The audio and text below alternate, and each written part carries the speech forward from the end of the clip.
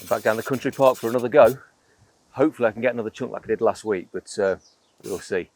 Now the park is a lot quieter this week compared to what it was the last couple of times I've been down. It's still only April, it's towards the end of April now, but the weather's not very nice at all, and I think it's kept the families away, and for whatever reason there's not many anglers coming down here either. And it's been a little bit quiet as well in terms of fish getting caught. I don't think anything's been out for a couple of days, so not the best time, but it's due to warm up and you never know, we could catch something.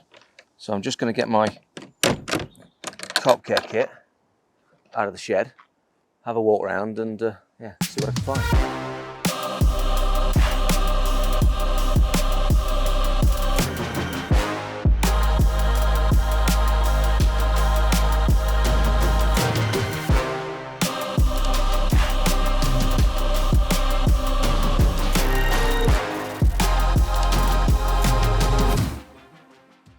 Now this swim hasn't been very kind to me over the last few years.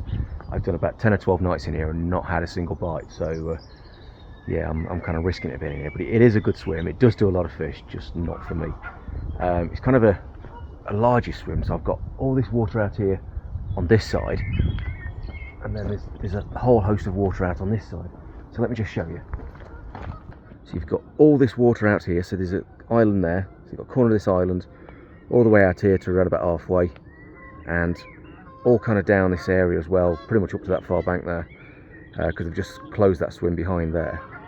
And then this here is a channel that's about 300 yards long, and that's down the bottom of that channel was where I was catching a lot of fish from last year. So if they want to drift down there, then they've got to come past me. So I've got my right hand rod literally just off this bush here, probably about a rod length off where I found a firm spot. So I've got one rod there, so if they drift down there, then I've got a good chance of intercepted them there. And they do like it in this bush here, and I think they bounce from that bush there down to that channel. And then the left hand rod out here is roughly about in the middle here in a sort of deeper area. And then I've got this rod this side just fishing the corner of that island there. So I've got the whole front of this island here. So where I was on the last session 2 weeks ago, where I ended up was sort of back other side of this island here. So this tree here is where I was casting to with my left hand rod, and then my middle rod was sort of just behind this bush here, the other side of this island. So I'm guessing I'm not a million miles away with this rod here to where I had that 40 from last week. So yeah, I think I've got half a squeak, but we'll see.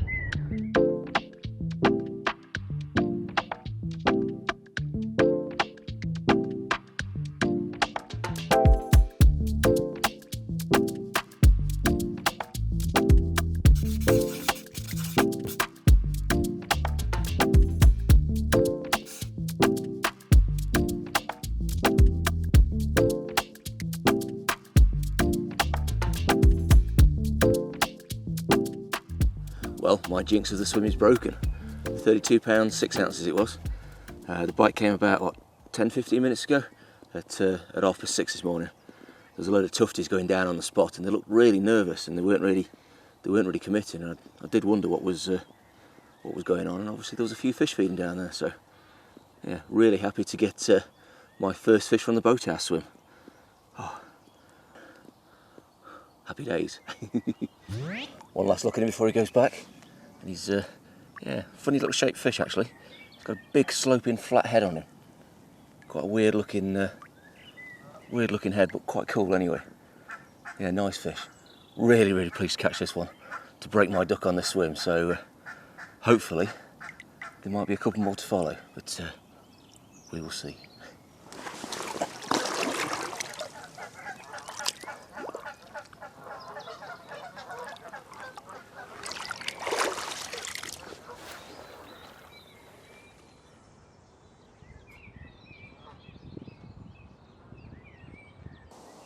So that fish came to my left-hand rod at the front of the swim, so it's kind of my middle rod, if you count that one down there as well. And I woke up in the morning probably about 5:30, just as it was starting to get properly light, and there was a couple of tufteds right over the top of the baited spot, and they weren't really diving hard, but one kept going down and backing off, and the other one kept going down. And anyway, I thought, well, I could do without them destroying my presentation, because I could see another 2 or 3 coming from coming from the right hand side as if to join him. So I got up and started waving the landing net around, and they backed off a bit and then slowly started disappearing. Then I got back into bed and they crept a little bit closer, but they were sort of circling and a bit reluctant to dive, and then they just kind of drifted off and disappeared, which I thought was a bit weird. And then I found out why when the rod went ripping off. So there's obviously a group of fish feeding down there, and the tufteds tried to pick around them, but there were probably too many fish to really feel confident. Because what I always find is that the tufteds will feed in with the carp, but if there's more carp around than tufteds and the carp were there first, then the tufteds are a little bit reluctant to go down and feed. So yeah, it was great to get a bite out of this swim. So the situation I was fishing over, I probably put about 1 kilo of boilie over that spot. So I'm using the cell in a mixture of 14 and 18 mils. So I crumbed some up into the spom and put that out in quite a tight area. Then I got the throwing stick in between the when the seagulls were sort of hovering around and having the bait, and just putting the throwing stick out and banging some out through that. So what you end up with is you end up with a rather tight gathering in a kind of, I don't know, large bivvy type area, and then you end up with a scattering all the way around in probably a tennis court sort of area. And I really think that sort of helps it sort of, if there's any fish sort of drifted in on the periphery, they'll come in and pick up the ones on the edge and then find the main bait in the middle and hit onto that. And it's a baiting scenario I've used quite a lot over the years, and yeah, done quite well on. So the rig itself that I was using, that I caught on, was a little bit different to the ones I've been catching on the last couple of sessions. So it's actually a wafter, just fished on a slip D ring with a little bit of shrink tubing on. It's actually an inch of shrink tubing that's fished fairly straight, just to elongate that hook section there. And then when the fish picks it up and ejects it, you can knock it all the way back. So basically it's a size 4 wide gape with a little tiny ring swivel, and then I'm using some semi-stiff coated braid, and it just kicks it out nicely. So it kicks out from the lead. I've got a little kicker on there, kicks it out from the lead, goes out, and it just sits there with a fairly straight rig. I need to steam this one because this one's I've just tied up quickly. So I'm going to steam that a little bit more, but it does need a little bit of help in the cast, I find. So I sometimes put a bit of a stick on there, just a PVA stick mix, just to keep the rig straight and stop it from tangling. But that cast I actually put a little PVA nugget on, because what I can find is that this can go around like that. I don't know if you can quite see that, but then the hook point can come round, and so the boilie can come around and just completely mask the hook point, which is definitely what you don't want, because that just renders the whole rig and everything useless. So I just need a little bit of something. Sometimes I tie a bit of PVA there, but the boilie just needs to stay there, away from the hook point on the cast. As long as you can do that, then that is an awesome little rig.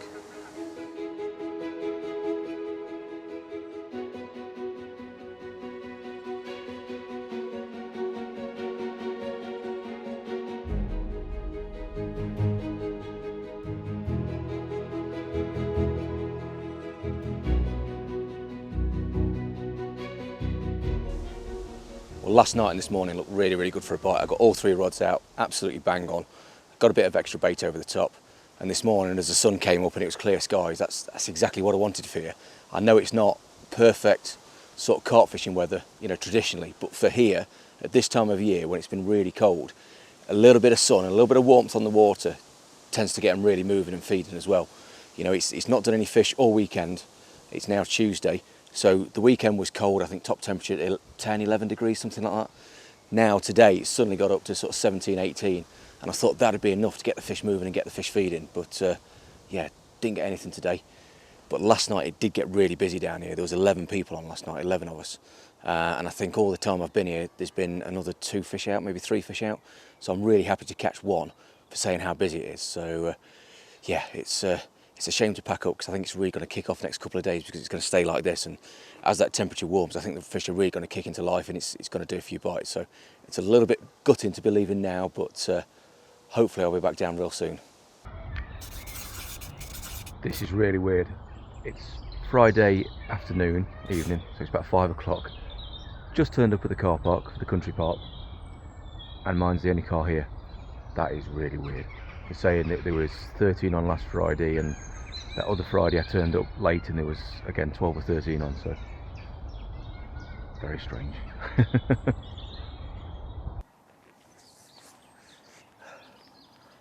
I had the whole lake to choose from, and I'm back in my bogey swim.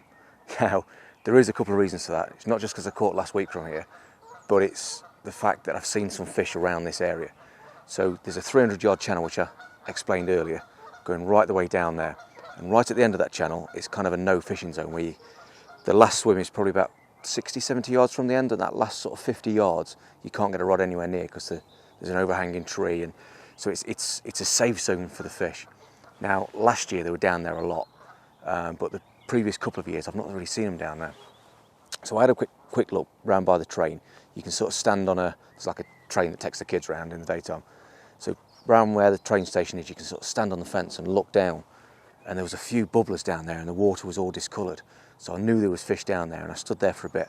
I didn't see a carp, but something rocked the water quite a lot. So there's definitely carp down there. Now, it could be 1 20-pounder for all I know, and about 10 tench, I don't know. But I've got the feeling there's, as you can see, I've got the rods out already. So there's definitely fish down there. So there's probably a handful of carp down there. Now, the other place I look that makes me want to drop in this swim is right across in that far corner there. There's a big overhanging bush near the sort of farm area, and that swim's called Animal Farm. Now again, it's like that swim across there. If you drop in it, you've got a very short window to catch. So instead of dropping in there, I've dropped in here. So I'm right in between those fish down there, which I can intercept with this rod on the entrance to the bay, and those fish across there, which I've got one out in open water. Well, I've got two out in open water, one sort of towards the snag, probably about, I don't know, just over halfway towards it, and the other one out here where I was fishing last week. Now, since I've been here and since I've started setting up, I've seen 3 fish. In fact, there's a 4th. I don't know if you can see that. Right across there, sort of right behind my spot. I think that one there was a grebe, but that one there, I think was a fish. So the first one I saw was right over my spot, so probably about 20, 30 yards short of that, so pretty much in the middle.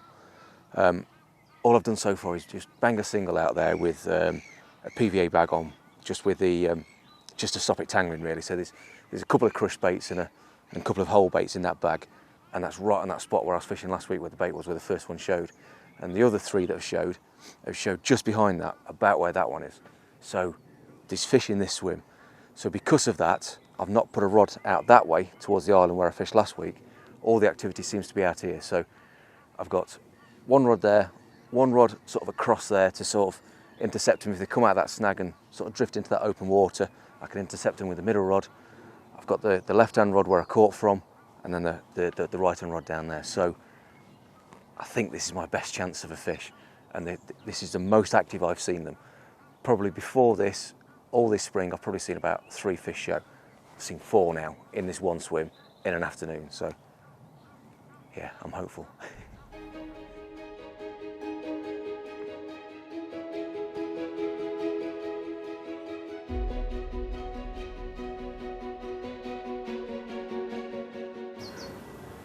Right, now I've just had a little look around the swim, and I found some fish in a bush just down here. There's about 4 or 5 fish just sitting there in the sun. Now I've checked that snag loads of times when I've been in this swim and walking up and down, and I've never seen fish in there before. But there's about 5 or 6 in there now. So I'm gonna move one of the rods from the front and drop it down just in front of these snags down here. So the swim that I'm fishing, oh God, it's a boathouse swim. It's literally just up here. So I can get a rod down the side and cast it down. So in hindsight, after seeing those, it was probably a mistake not putting a rod out the side towards that island last night. But yeah, we kind of live and learn. But I've got to put a rod on them. I've got to figure out how to do it as well, so I can do it safely, fish up to the snag, so there's no problems. So yeah, it'll mean putting a rod just out the side here, but I'll work out how to do that now and get a rod moved. Right, I've just wound in the middle rod, and it was tangled a little bit, but yeah, so that wasn't fishing effectively last night, so that could explain a thing or two. But it's the one with a little bright pop-up on. So I've put a 2-ounce distance lead on it, not because I want to get any sort of distance, but I just want the least disturbance, and these distance leads do make a nice little plop as they land in the water, rather than a splash that the square pairs or the wider leads will do. So I've just moved my alarm down there. Got my spare alarm out, moved that down there, and I'm just going to flick one down this margin and hopefully pick up one of these fish, but yeah, we'll see.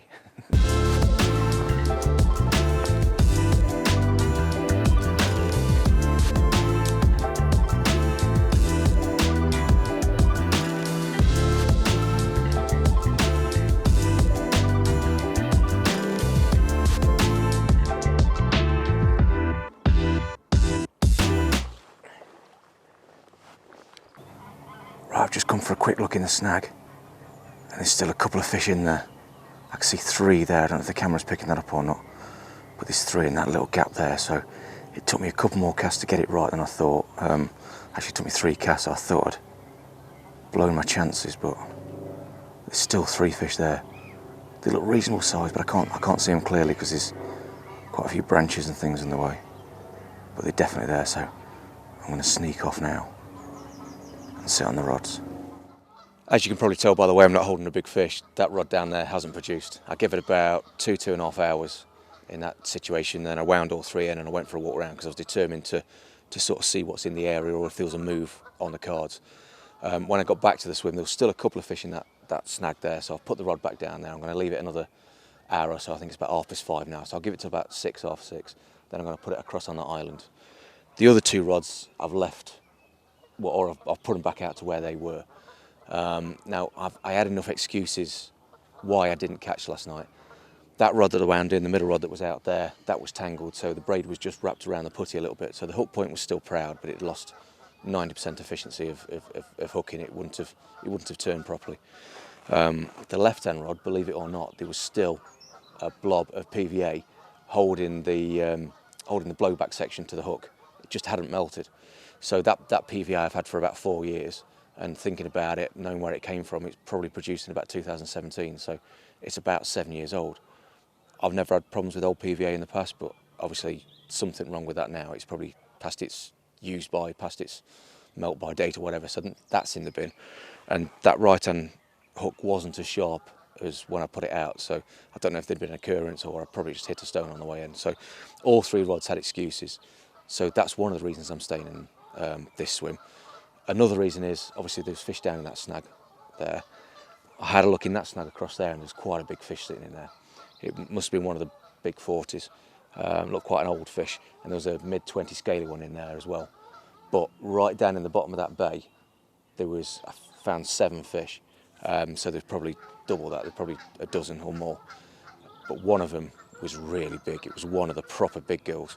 I think it was either the Pretty Mirror, or it could have been, so the Pretty Mirror's the biggest fish in here at the minute, or it could have been the drop scale, which I had about 3 years ago at 49 from across in that far corner. So one of the really big ones is in there. There's a couple other fish that looked, you know, a good size as well, you know, sort of upper 40, maybe even 50. So that big girl's down there. I almost tempted to move down there after it into that last swim where I did quite well out last year. You know, I had an awesome result down there last year. I had 3 upper 40s from down there, including 2 of my target fish. From what I saw last year, they were spending a lot of time down there in the bottom bay in the sun, just chilling out in that sort of no fishing zone. But quite often in the evening, sort of around about this time, about 5:30, 6 o'clock, you'd see them drift out. And then especially around about dusk time, they'd come drifting out again. So I think at some point during the night, during the evening, they're going to come past me, which gives that rod fishing across in this channel a chance. Now, it probably is the definition of madness. Keep persevering with that spot across there when it's done me nothing. And I've probably fished the spot on the left-hand rod and the spot on the right-hand rod every time I've been in here, and it's just never really happened for me. But people keep telling me that that's a good spot. Whether it's you know, blown really as a spot and it's done too many fish, I don't know, but I've got to give it a go, being as I've seen that big fish down there. So I've seen fish across there, I've seen fish down there, God, they're noisy, fish down there and fish in there. So that's why I've stopped here and not moved down to there. And I'm just hoping something will happen tonight, and I'm hoping all 3 rods are going to be sitting sweet and with no issues. So let's see what tonight brings.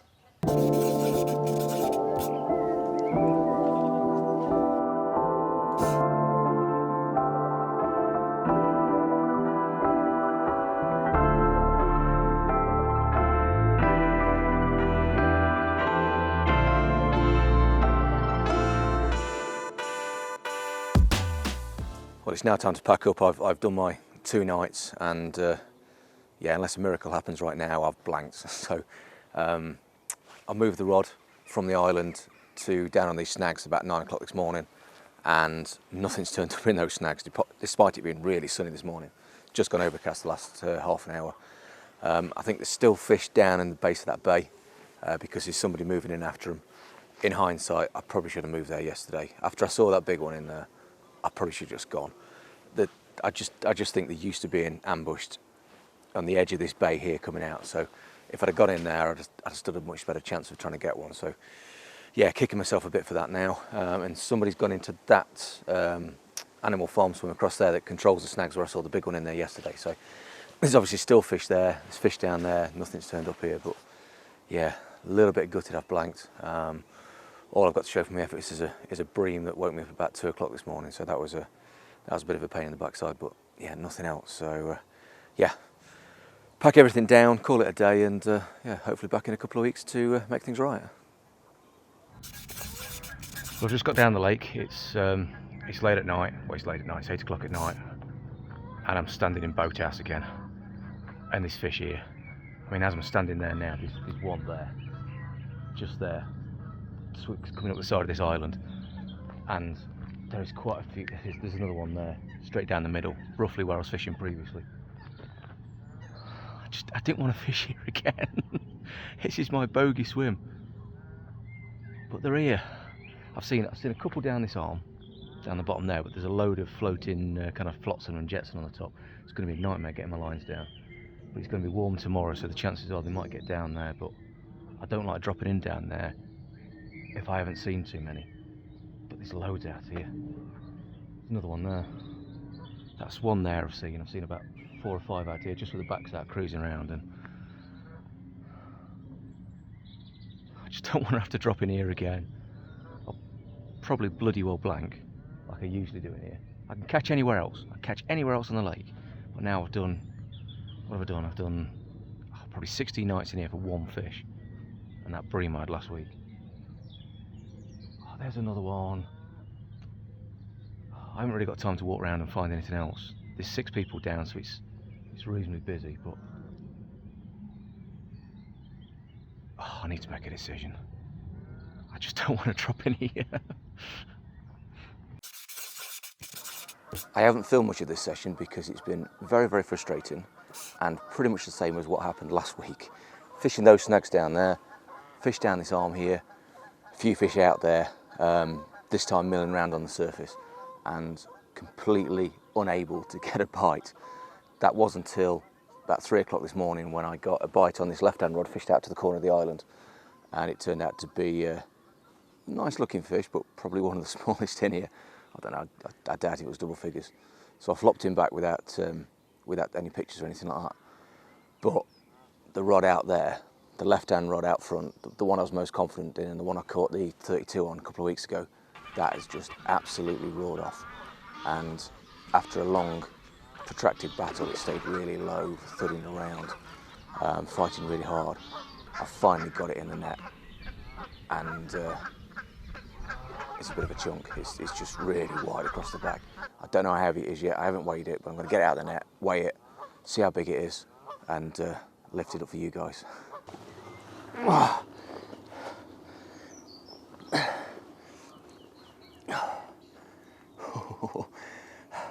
Well, look at this fella.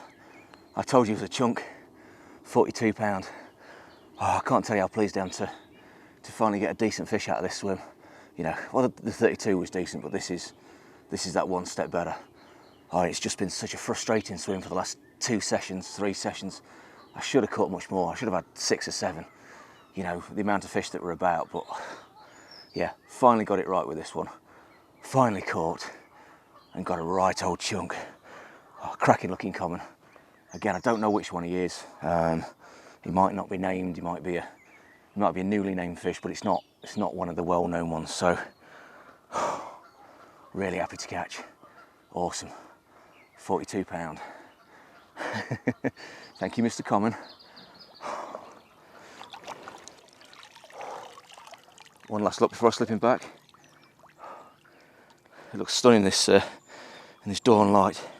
It's a lovely chunky common. Quite thick across the shoulders. Awesome fish. So made up to finally catch one out of this swim. Finally catch a proper one. Maybe it's not my bogey swim anymore.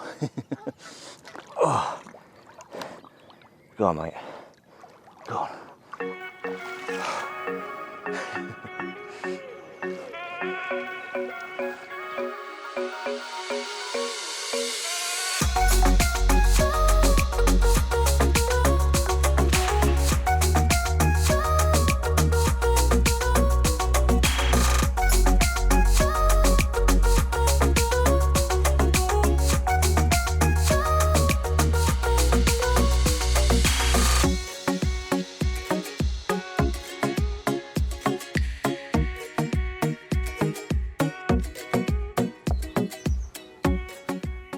these last couple of sessions have been really, really frustrating.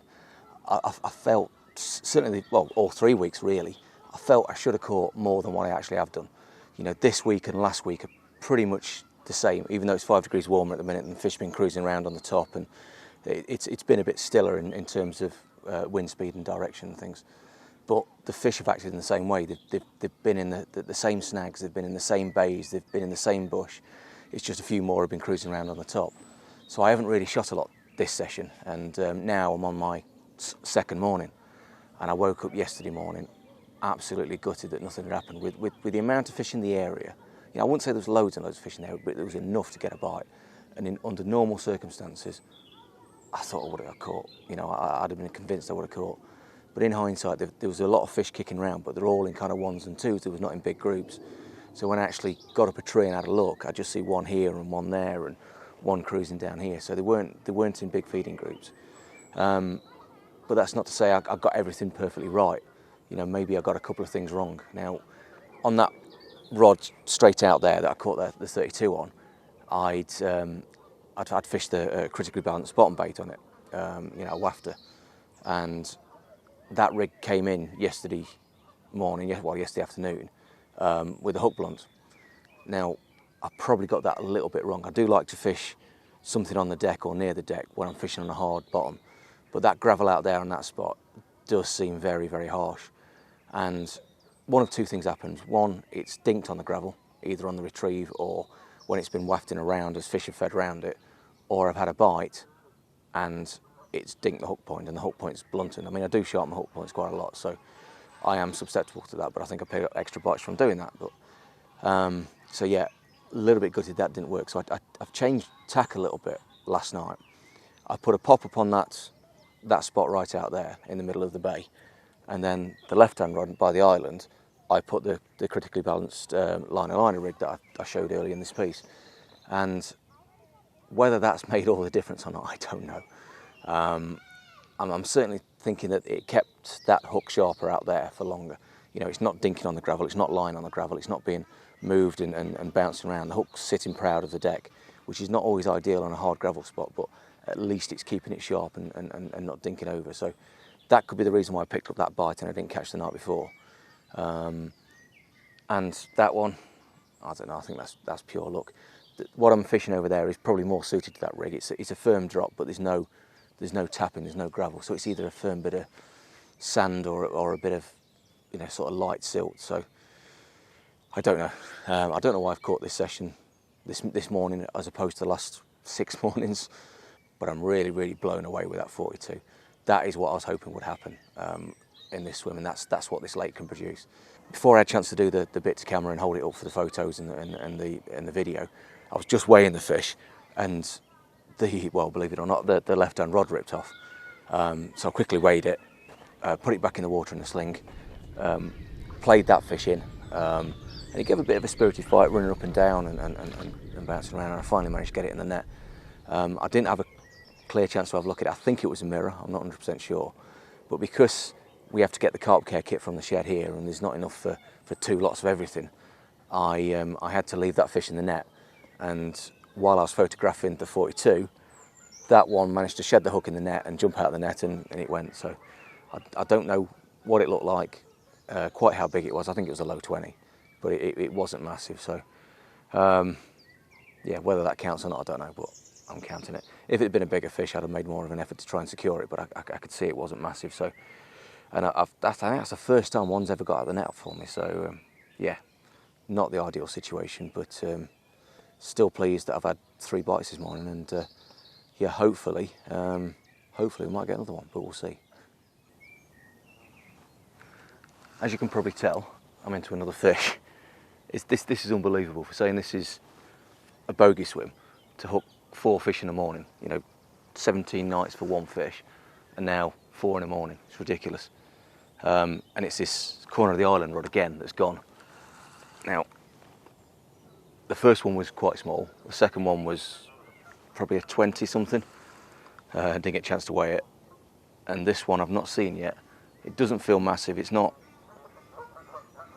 It just doesn't feel heavy. It's not really done a great deal yet. But I have had big fish do this and then fight really well under the rod tip. So and just caught a glimpse of it there, but I couldn't really tell how big it was. So hopefully it's bigger than the last two I've had on this rod, but we shall see in a second.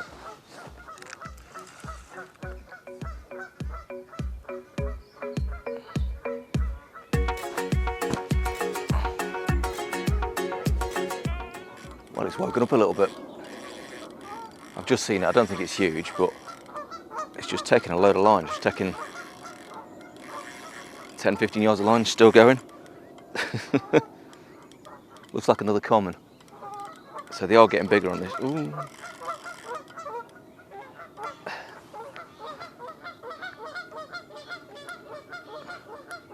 Just don't want to get in the snags down that left-hand side. In fact, I nearly didn't put this rod back. I nearly put it on those snags where they've been turning up in the morning about 10 o'clock. I thought, no, I'll have another cast at the island bin as it's done 2 bites. And I'm glad I did. Oh shit. But that's not to say I might not move a rod down there later if they turn up again. Whether it's this one I move or probably that channel rod that's done absolutely nothing, I don't know. We will see. I'm just going to concentrate for a bit and try and get this one in. I think I've got it short of the snags now, so it should be okay.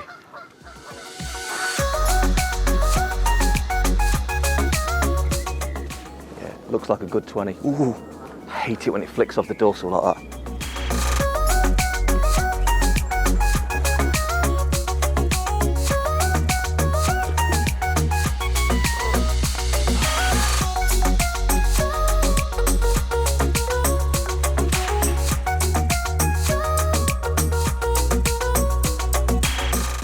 Well, here she is, 24 pounds, or 24.5 pounds. Oh, and she keeps bending up and tensing up, so she's not very happy at the minute, so I won't take her long. But I just can't believe the flurry of action this morning. You know, I've fished that spot by the island quite a few times, especially in the last 3 weeks. And I was thinking, shall I find a new spot or shall I persevere with it? And I just kept thinking, well, there's been a lot of bait going there. You know, there's been 2.5k of bait going there for the last 2 weeks. Something must be having it, something must be using it. It's almost like a pre-bait situation is the way I'm looking at it. So I thought, well, there's nothing wrong with the spot. It's a nice spot, it's in a good area, and I persevered and yeah, getting the just rewards. So yeah, happy with this one, and I just hope there's another chance before I go. But if there isn't, 4 fish in the morning, I'm not complaining.